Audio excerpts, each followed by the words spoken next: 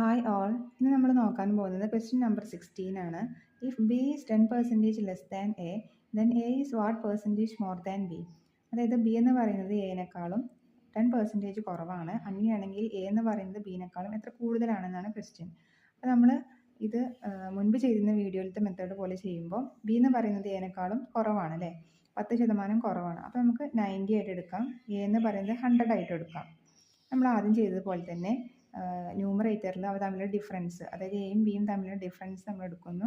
ഡിനോമിനേറ്ററിൽ more than അല്ലെങ്കിൽ less than കഴിഞ്ഞിട്ട് ക്വസ്റ്റ്യനിൽ ഏതാണ് തന്നിട്ടുള്ളത് അത് കഴിഞ്ഞിട്ടുള്ള നമ്പർ ഡിനോമിനേറ്റർ ആയിട്ട്, അതായത് ഇവിടെ ബി ആണ്, അതുകൊണ്ട് ബി ഡിനോമിനേറ്റർ ആയിട്ട് കൊടുത്ത് ഇൻറ്റു 100 വെച്ച് ചെയ്യുന്നു. ദെൻ 100 - 90 വരുമ്പോൾ 10/90 ഇൻറ്റു 100 പറയുമ്പോൾ രണ്ടും സീറോസ് കട്ട് ചെയ്തു. 1/9 ഇൻറ്റു 100 ചെയ്യുമ്പോൾ 11.11% കിട്ടും. ഈ 1/9 ഒക്കെ നമുക്ക് ബേസ് ഫ്രാക്ഷൻസ് നമ്മൾ മുമ്പുള്ള വീഡിയോയിൽ ഇട്ടിട്ടുണ്ട്, അപ്പോൾ നമുക്ക് ബൈ ഹാർട്ട് ആയിട്ട് തന്നെ ചെയ്യാൻ പറ്റും. നമ്മൾ സെക്കൻഡ് മെത്തേഡാണ് പറയുന്നത്, ഷോർട്ട് കട്ട് മെത്തേഡ്. അതായത് ഈ ക്വസ്റ്റ്യനിൽ നമുക്ക് പറഞ്ഞിരിക്കുന്നത് 10% ആണ് കുറവ്. അപ്പോൾ നമുക്ക് 10% എന്ന് പറയുന്നത് അതിൻ്റെ ഫ്രാക്ഷൻ എത്രയാണ്? 1/10.